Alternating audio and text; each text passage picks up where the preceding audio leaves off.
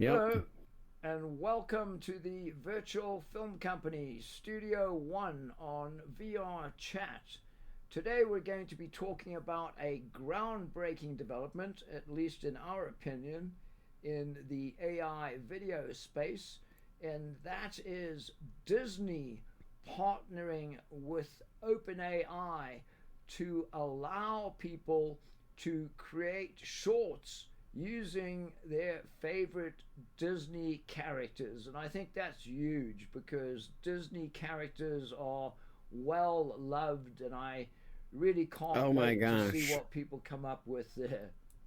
Well, I immediately came. Well, the thing that I was thinking of immediately is a few different things. I mean, the first is like putting digitally wired and mystery and the alien in some situations that they are. So, where I was going to this with the Sora, though, is I felt like immediately if we're going to be doing these videos, we should have these people coming in and interacting with us, like asking some of these superheroes questions and really putting situations to handle to where, Disney should, like I almost feel like we could have,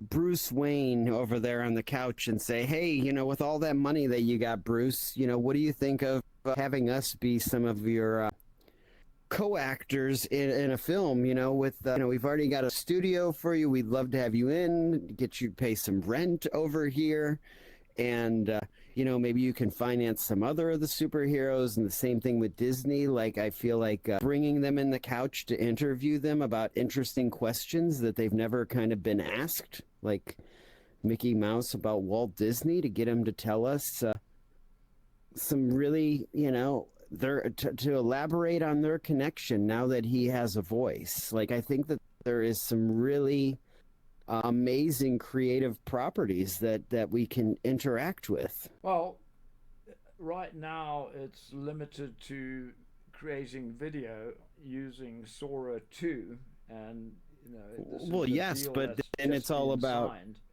right, but it's all about getting creative, right? Like we could just tell them that we want this is the question that's going to be asked, and you're sitting on a red couch.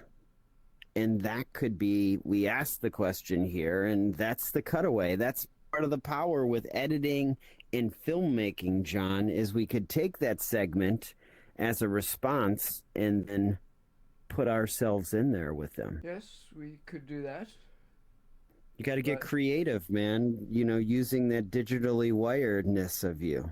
right. But I think this is being done more for, I think, well, probably most people don't know about this, but OpenAI is creating its own version of YouTube where you can actually create shorts using OpenAI Sora 2, and you can like and follow people, and there's a community building up there.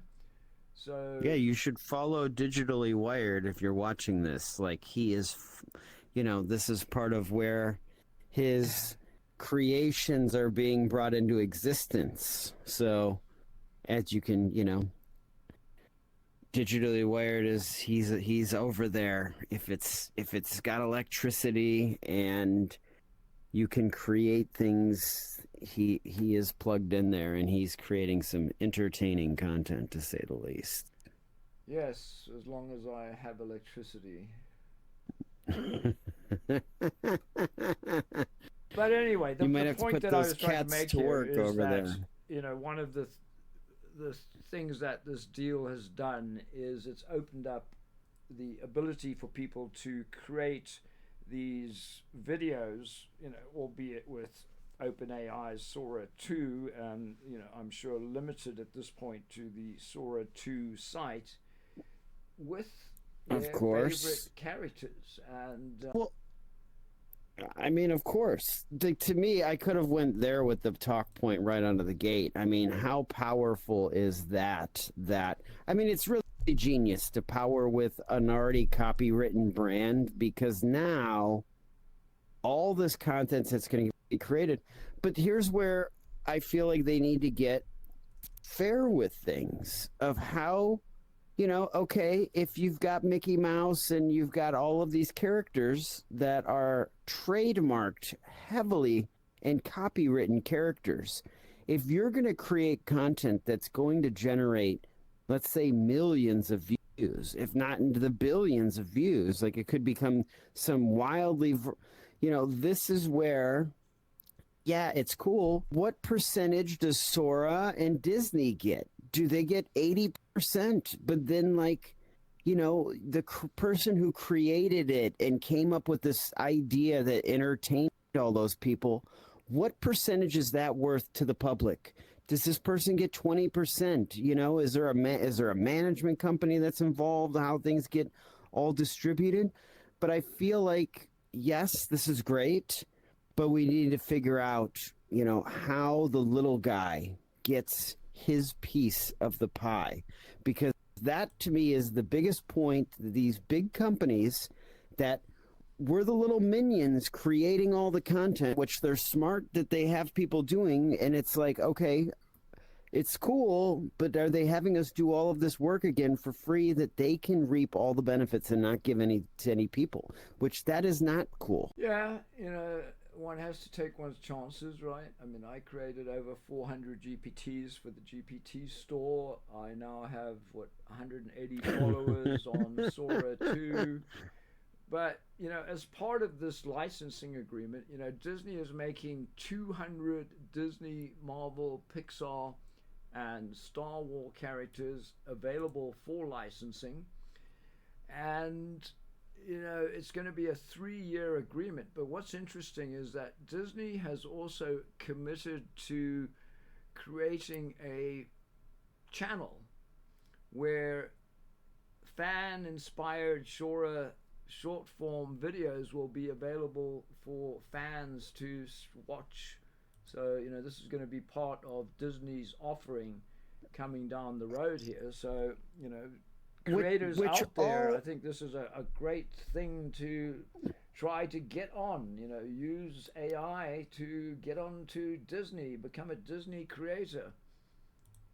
Well, 1000%. But if they're just going to continue, like, to me, the problem I have with this thing is this just another thing that all of these people are going to put all of this work in, and we're just the little minions working tirelessly away to, yeah, I created this video that got all these views, but they own all the copyrights. Like, this is where things need to change, because yes, this is very cool and I love the idea, but I love how no one's ever talking about how there's going to be this, they're going to work out an agreement and there's a split of commissions, because that is the only way creating in the future is truly going to work for these artists who are creating.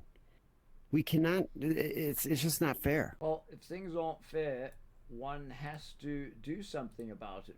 Well, it starts with talking about it. It starts with talking about it, and I'm thinking, this is amazing. How can we create with these people? And I totally want to utilize this stuff. I mean, when I look at Google, I've been posting to Google for years, and I have 165,336,570 photo views, for which I've got 0 cents. I mean, yeah, 165 million. That is a lot of views, man, to get compensated a big goose egg. Like, and then we get to keep hearing about all these record profits and these people who've put money into stocks, and just the windfall all just goes back to them. And this is where it is not fair. Google owns YouTube as well. And there is that small upper crust that gets like probably 95% of the money is with this small pool of people. And then, there's mind-blowing numbers of stuff that is uploaded every day on that platform. And most people are getting zero, nothing. They do all of the work for the passion of the art and the hope to go viral one day. So this is where the paradigm is absolutely broken. These people at the top are not finding ways to, like, okay, once you get a certain amount of views, like, your stuff is capped out. Like, these people are making enough money. Like, you got to balance it out to where it's like, well, we're coming up with a plan to thank you very much. You're in our top tier. Here's where you're going to be at. We need to redistribute the money that we have budgeted to this to other creators. And there's that next crust, which is probably like that below 90 to 60% to 90% of, like, there's some really good people creating content that, you know, would really like to be benefiting from all of their efforts that they put into creating. And I think that that is not getting enough attention when it comes to, like, these topics that we're talking about. No, that's, I mean, artists have been, I think, underrepresented traditionally, and, people have no concerns about stealing art, which, is also something that, and there's people that think artists should work for free. It's a gratifying, well, I mean, being an artist, I think, is difficult because there are a lot of factors attached to it. I mean, one is that it's difficult to be an artist that creates stuff that one loves to create unless one has a big following. Many artists do commercial work, and that after a while gets very dull and boring. I myself spent so much time doing photography that I actually, was turned off by the thought of even picking up a camera again at one point. So, Yeah. Yeah. Well, again, to me, you're somebody who's went down the path of continually hoping that they're going to change these models to compensate people, and these people are not doing it, which is the disturbing part of this entire situation. Is the greed at the very top is just absolutely blatant. And these are the people who, honestly, like, I just hope you don't sleep well at night because you don't know how to share. Like, you've built models that, reward the financiers, but the artists who you're building your backbone off of this entire thing, you just continually utilize their energy for, it should be enough for you to have people watch these things. Like, and as nice as it is as an artist to create something, but to be rewarded and compensated at some level for your time and energy and effort, and to actually have a program that realistically, like, you're going to get something out of the deal. Like, it just makes a difference. And we are in a time that it just, to me, as, like, I process this stuff, I think it's so amazing and it's so brilliant of them because they have fans. And the thing I don't realize about these fans, they are ecstatic that they are going to be able to create content with different characters from different realms. And to me, it's like the creative possibilities are absolutely amazing. So they're giving you free reign to create stuff that ultimately they are going to own. And it's a matter of, are they going to share any of this ownership? Which, to me, before everybody puts these millions of hours that are going to be poured into, creating content for all of these people that they're super fans of, that they love this stuff, I think out of the gate, it's time to, well, are you working out any kind of share program? Is it a 5%? Is it a 1% share? Are you going to keep 99%, but we'll share 1% of the licensing for it? because you created it. Like, these are the conversations that I feel like they didn't put any of that in the article. They just put that you can create it. So again, you know, it's that mystery, that great mystery of greed is my takeaway from it. Super cool, but are you keeping it all again?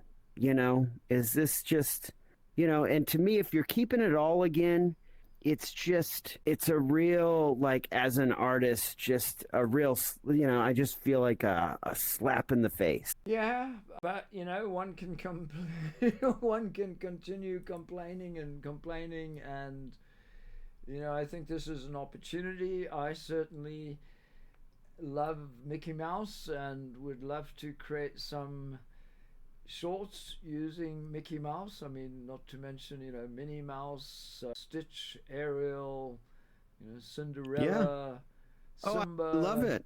you know, I mean, Actually, like, Toy yeah, no, Story, all of I these mean, things. And there is amazing brands, and I would love to actually, you know, that's the topic we're going to have about them is we are these characters that they're going to interact with, and you know, we need to figure out from a copyright standpoint of how we need to be compensated for our likeness for being in a video with them. I think that is our angle.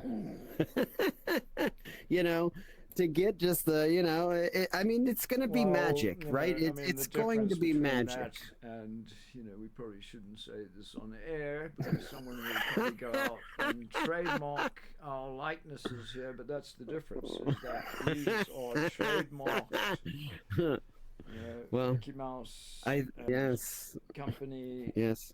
No, And so, they are you know, highly it's owned trademarked. by Disney. And so all people are doing is Yes. creating derivative works, which, you know, Oh, as we've 100%. seen with people like Andy Warhol, you know, sometimes can be accepted as art.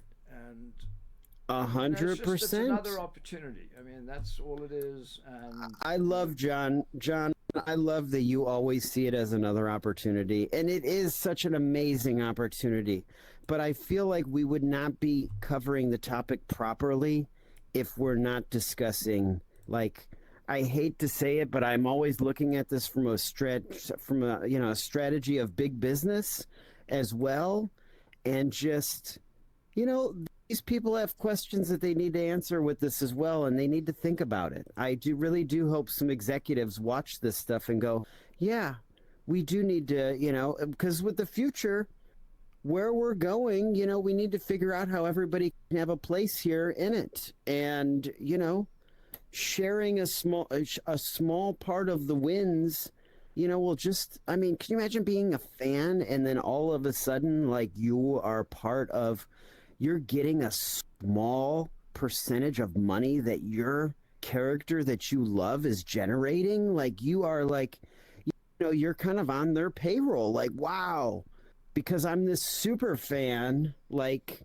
you know, this is allowing me, like, oh, he bought these things for me. Like, you now are, you know, if monetarily being rewarded, like, you feel like you're really connected. You know, maybe you're helping build some original prints that could get been made from these different things, and you know, it's hanging on your wall. It's a proud moment. Like, there's a lot of victories that could happen within this whole thing, and yeah, I mean, I look forward to this, but I also just, I feel like it's time for, you know, the people at the top to be fair. well, as Mystery says, you know, there's a lot that we could say on this particular topic, and we could go on, but I think we've said enough today, and hopefully we'll get some feedback on people that are trying or using Sora 2 and letting Yeah, us know what they think about share your this idea. videos, share your videos in the comments. If you've made a video, I want to see these videos, and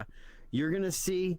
You know, I don't know who John is going to decide to put on the couch first as our interviewer, but we have questions. These people who are about to be released, they are going to have questions to answer, and they are going to, there's going to be mysteries revealed through a digitally wired. Well, And in closing, you know, they maybe can ask the alien some questions and give him some feedback on why clothes are important to be worn, because you don't see many of those cartoon characters from the shows not wearing any clothes. Indeed, when we visit him again in jail, we will take him some comics and point out the obvious here that everybody wears clothes.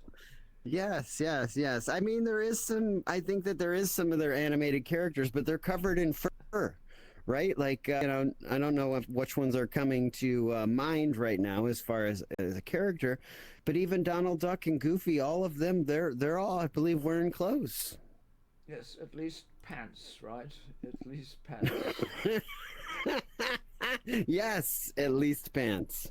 Anyways, it's a great topic. You know, it's one that yeah, it brings up a lot of questions, but it is a lot of magic. So, thank you. Thank you for visiting today. Have a wonderful week and Merry Christmas. But be sure to join us before there and check out our other videos on our channel. Cheers.